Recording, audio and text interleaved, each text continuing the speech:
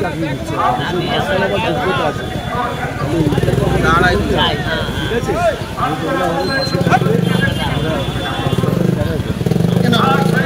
একজন একজন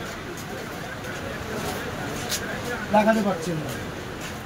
তৃণমূলের সমর্থকও নিশ্চয়ই আছেন, বিজেপির সমর্থকও নিশ্চয়ই আছেন, আমাদের সমর্থকও নিশ্চয়ই আছেন, কংগ্রেসের সমর্থকও নিশ্চয়ই আছেন, কোনো রাজনীতি করেন না এমন মানুষ আছে। তাহলে এত মানুষের মধ্যে কেউ দেখাতে পারছেন না যে একজনও কেউ বলছে খুব ভালো আছে। তাহলে এটা যদি সমস্যা, এর থেকে বেরোবার রাস্তা খুঁজেছেন? এর থেকে বেরোতে হবে কিভাবে রাস্তা খুঁজেছেন?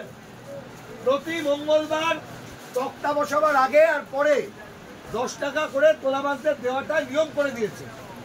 টাকা কোথায় গেল খোঁজ নিয়েছেন?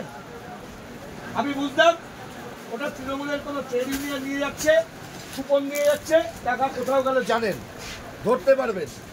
আমাদের সবাই সিপিএমের লোকেরা টাকা তুলতে এলো, কুপন ছাড়া যদি টাকা তুলতো সেটা তোলাবাজি, কুপন দিয়ে সেটা চাঁদা। আপনি জানেন কোথায় যাচ্ছে। একবারও জিজ্ঞেস করেছেন কাকে টাকাটা দিচ্ছেন, টাকাটা কে পাচ্ছে? আপনি তো ব্যবসা করেন, জিএসটি দেন। আপনার কাপড়ের গাড়ি কোথাও গেলে, কাস্টমার এলে, ক্যাশ টাকা দিতে এলে পুলিশ গিয়ে বলছে কাস্টমারকে ক্যাশ টাকার ট্রানজাকশন করতে দেবে না, পুলিশের খুব লোক ওই টাকা দিচ্ছে।